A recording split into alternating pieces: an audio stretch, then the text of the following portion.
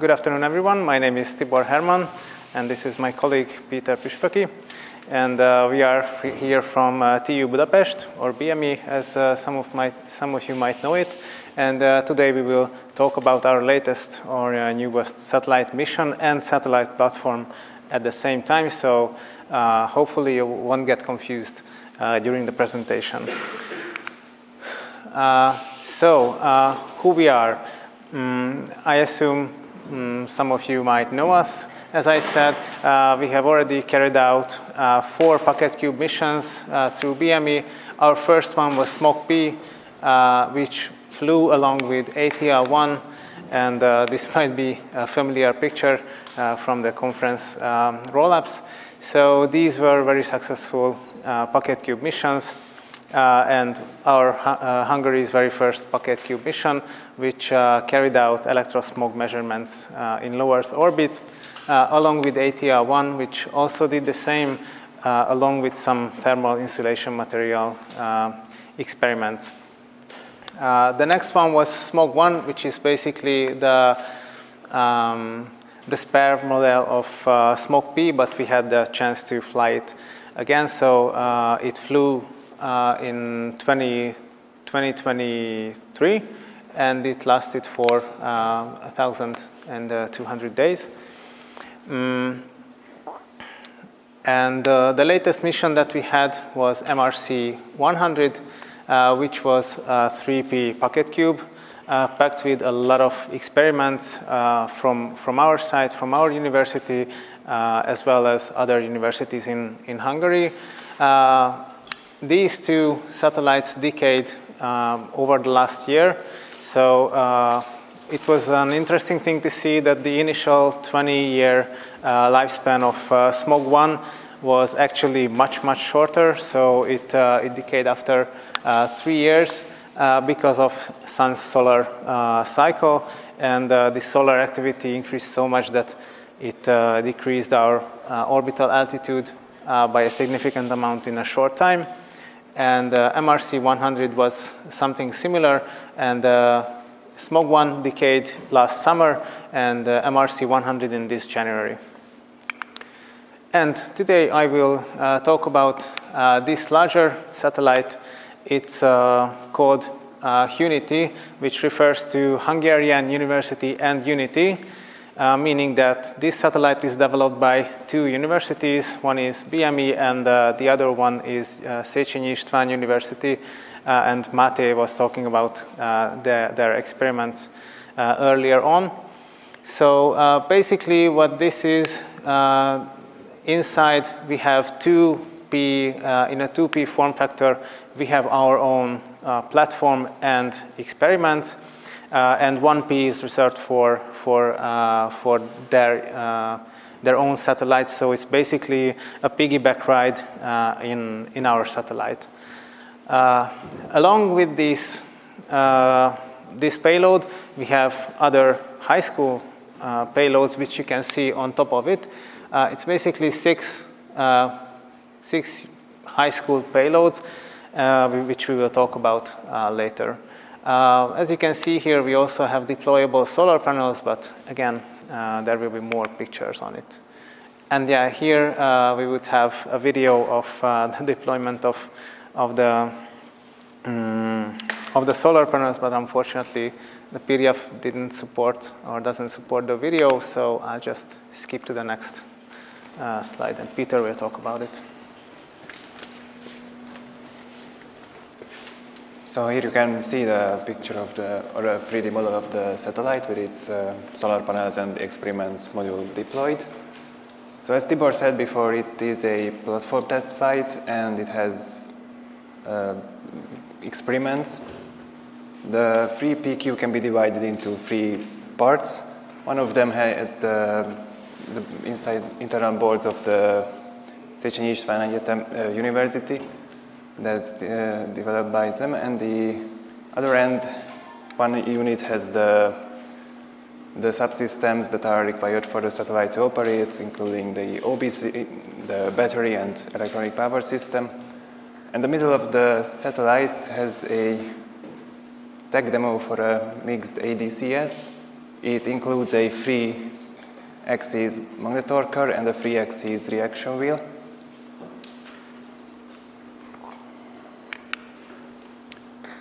And you can see the subsystems. The onboard computer is a RP2040 based subsystem. This is the microcontroller used in the Raspberry Pi Pico boards, and most of our subsystem has this type of microcontroller. This is quite a powerful microcontroller, and it was suitable for our experiments.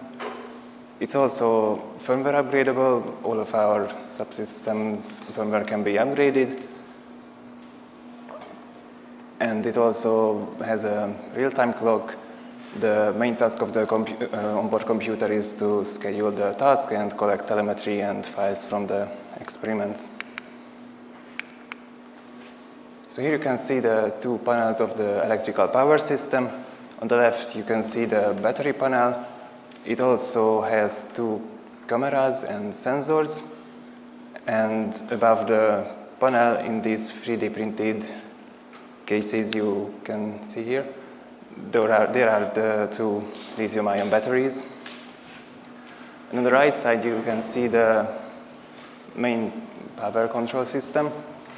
Its task is to monitor the power consumption of the subsystems and manage the power system. And on the other side of the panel, you can see 6 channels of MPPTs. We have 6 because of the deployable solar arrays, and we arrange them in a way that 6 channels are needed. This can also be configured to have less if you don't have deployable panels.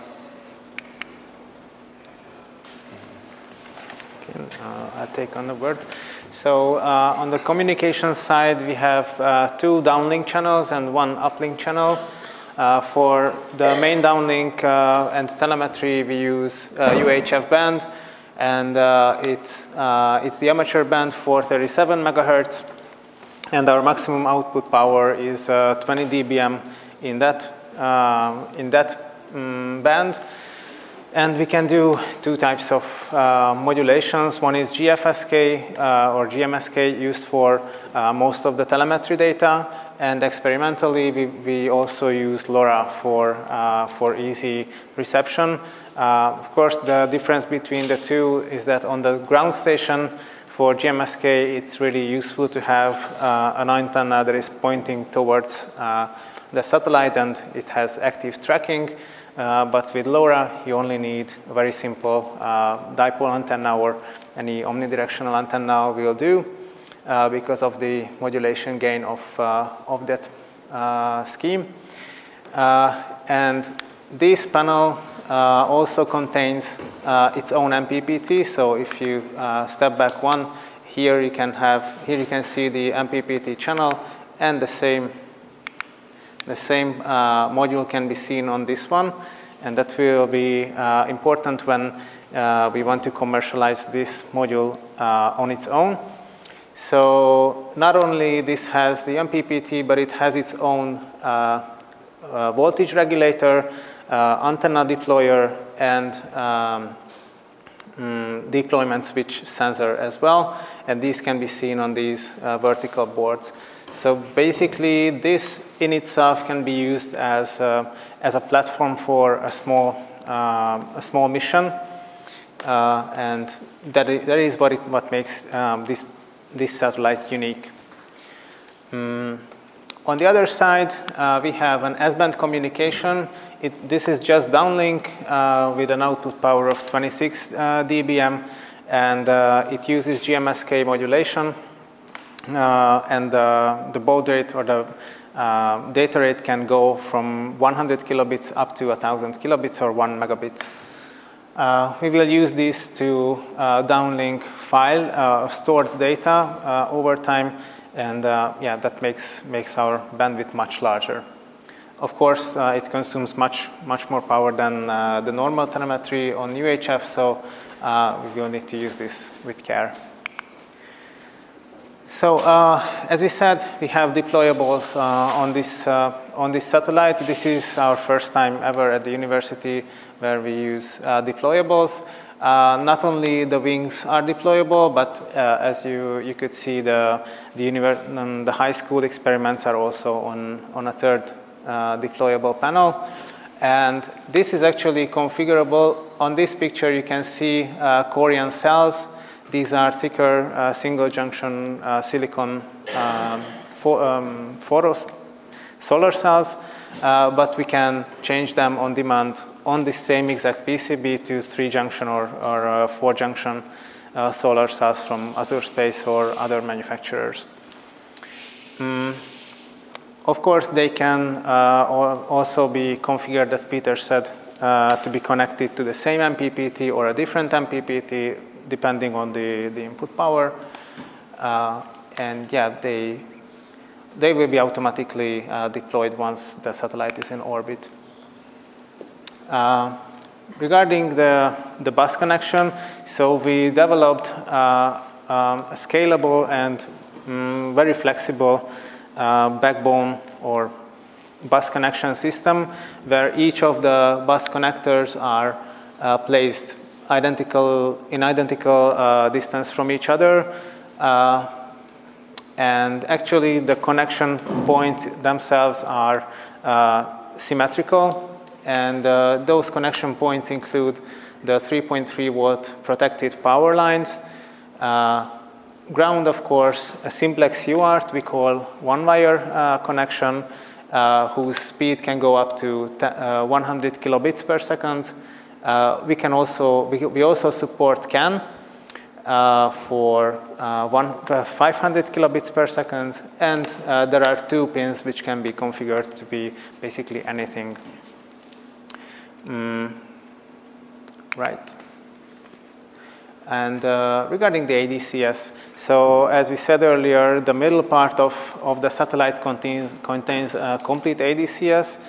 On the sensing side or attitude determination side, we use optical and magnetic determination. The optical uses infrared cameras, which you can see here, and they can give a pretty accurate orientation determination. And on the control side, we have 2 types of control: magnetorquers, 3-axis iron core magnetorquers. And what is very new in terms of technology is these 3-axis magnetic reluctance motors.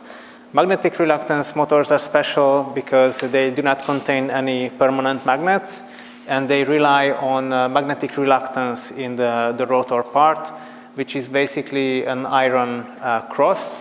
And it's not a permanent magnet, but it will conduct magnetic reluctance. And it basically is a 3-phase BLDC motor. It's just that it's not permanent. It uses non-permanent magnets. We are actually researching to make this even smaller. So these are 24 by 24 by 12 millimeters. And we want to reduce its thickness even further in the near future.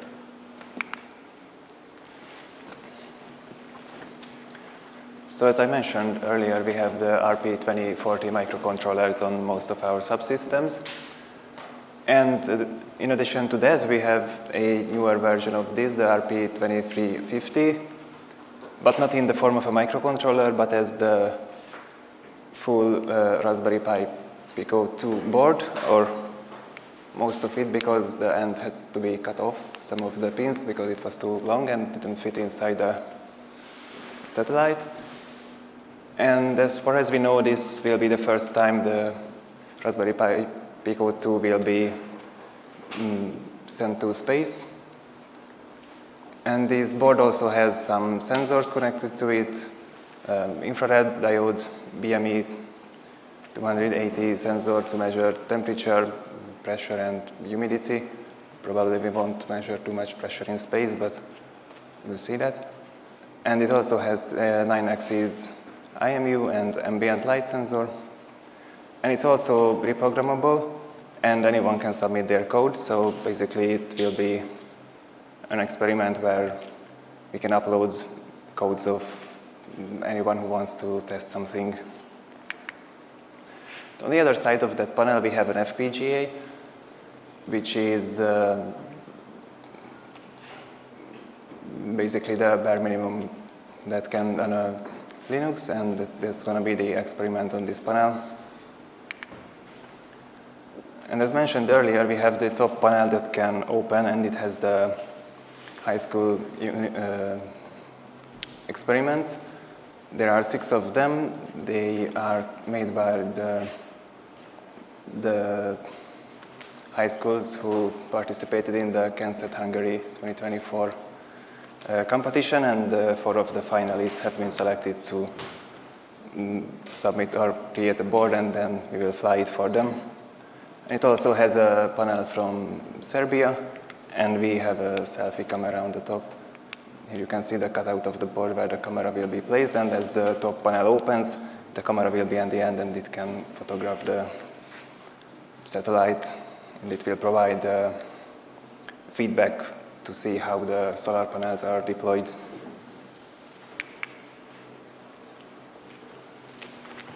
Okay, so just last week or last Friday, we carried out the required vibration tests at BHE, which is a company in Budapest who supported us with their equipment. And there you can see the stowed satellite inside the shaker. And we did the acceptance level test with this shaker. And right after that, we did the thermal vacuum chamber bakeout test, which is not actually a requirement for SpaceX, but we wanted to do it anyway. And yeah, here you can see the image after or before the test. And after that, we brought the satellite back to the university and turned it on, and everything just worked fine. So this actually made or gave us TRL-8 level for our satellite and the platform itself. And so, so far we talked about the mission itself, but in the future we would like to commercialize the platform itself, offering maximum of 2 units of payload capacity, and the payload can handle or can be provided with up to a maximum of 2 watts of power, with a mass limit of 400 grams, which assumes that there's no deployable panels, because those themselves they weigh 158 grams. Just the solar panels. We are not talking about the experiment panel that carries the high school experiments. And we can offer these 2 buses that I talked about earlier, Simplex UART and CAN bus. And basically, during the pass over our ground station, we can have a direct communication and almost like a shell terminal connection between the satellite and the ground station. On the platform side, we can provide a redundant platform in a 1-piece size, including the EPS, 2 times 700 milliampere hours lithium-ion batteries, plus sensors, IMU magnetometers, and visible light sensing. We can provide the onboard computer for data handling and data storage and telemetry downlink. The communication subsystem, telemetry and telecommand subsystem for basic telemetry data, of course with scalable data rates, and also we can provide the deployable solar panels. We try to work with amateur bands, but we can also get license for the professional band in the UHF, and of course, all of these platform systems can be upgraded, can have upgradable firmware, as Peter said before, which is, I think, a very important piece of information and experience from our previous missions.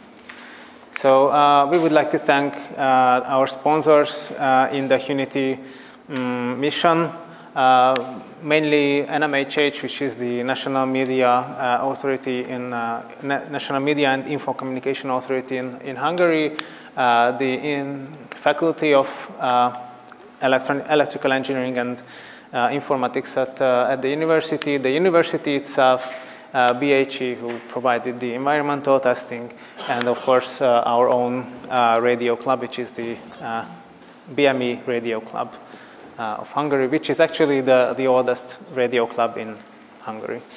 So thank you very much for your attention, and yeah, let's hear a question.